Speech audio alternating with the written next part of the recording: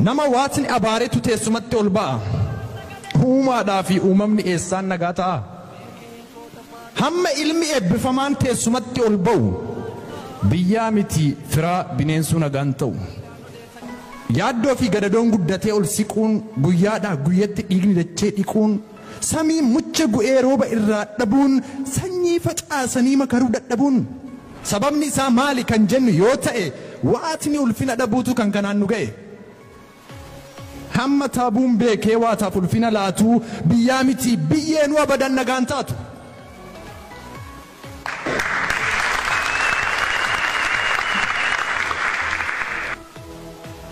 Ulfinni uumamaa daran gadi bu'uun akka ilmoo bineensaatti ilmi namaa du'uun du'anii awwaalcha dhabuun badanii barbaacha dhabuun dhugaan ulfina dhabuu irraa kan madde kanaaf qe'een meeqa hongee beelaan badde. Biyyi faara tolee waataan hin qajeelin samiirraa ufuma rooba hin qajeelin.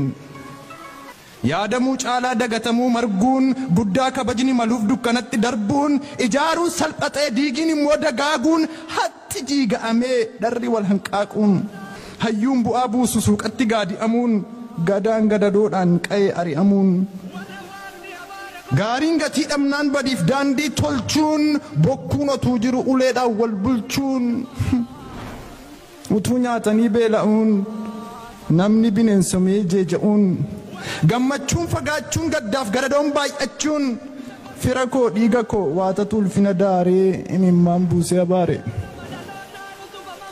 Kanaafuu yaa biyyaa kanaafuu yaa sabaa kabajni ulfinni waataa bakkatti deebi'uu qaba.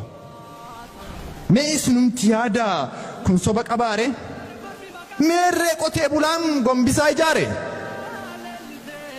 Qabnaa wanta beeknu yaada waliif hiruu qotee bulaan gabaadhaa midhaan bitaan jiru. Daldalaan dur daldalee bu'aa meeqa argatu har'a meeqatu kasaaree kan harka namaa eeggatu. Barataan dur baratee gaachana sabaa ta'u kan har'a oliif gadi ta'e manni halakkaa'u.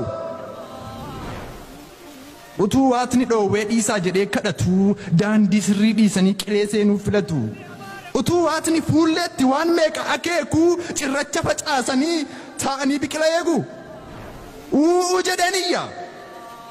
U'uu jedhaniyya na gargaara jamaa. Rakkoon saba gaaga'e eebba waataa hajama.